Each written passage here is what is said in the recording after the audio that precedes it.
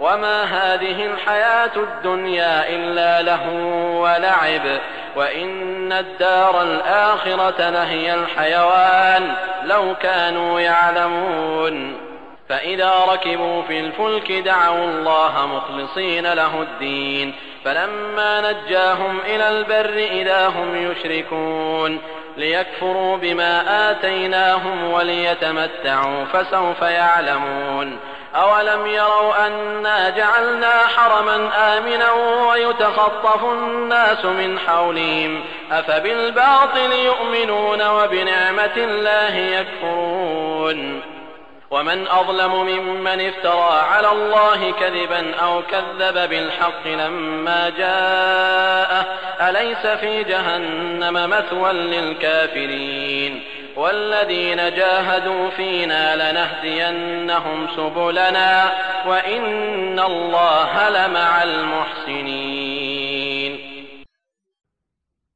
आणि या किनाऱ्याचं जीवन मर्यादेनं बांधलं आहे.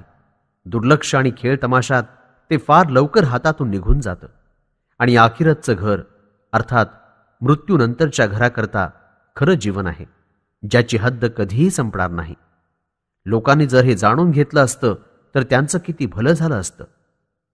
जेव्हा हे लोक नौकेत स्वार होतात तेव्हा साफसुथऱ्या मनानं त्याच्या सत्यधर्मात राहून फक्त एका अल्लाहला मदतीसाठी पुकारतात. परंतु अल्लाहनं त्यांना समुद्राच्या भयंकर तुफानापासून वाचवताच आणि जमिनीवर त्यांचं पाऊल पडू देताच ते पुन्हा शिर्क करू लागतात, दुसऱ्यांना अल्लाहचे भागीदार मानू लागतात. आम्ही त्यांना मुक्ती देताच कदर करण्याऐवजी किती भयानक कुफ्र हे लोक करून बसले, अशासाठी की काही काळ त्यांनी आणखी मनमानी करून घ्यावी. फार लवकर त्यांना माहिती पडेल. काय त्यांना हे दिसून येत नाही की आम्ही त्यांना शांतीपूर्ण हरम प्रदान केला, ज्यामुळे लोक सुखासमाधानानं निर्भयपणे इथे राहत आहेत. वास्तविक त्यांच्या आसपासच्या वस्त्या अशांततेला बळी पडून उचकटून नेल्या गेल्या. तरीही हे लोक बनावटी उपास्यावर इमान राखतात आणि अल्लाहच्या देणग्यांवर देणग्या प्राप्त करूनही अल्लाहचा इन्कार करण्यावर ते अडून बसले आहेत.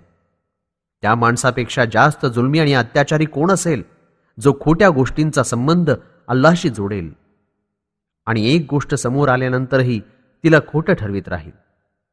अशा इन्कारी लोकांचं ठिकाण जहन्नम शिवाय आणखी कुठे असू शकतं.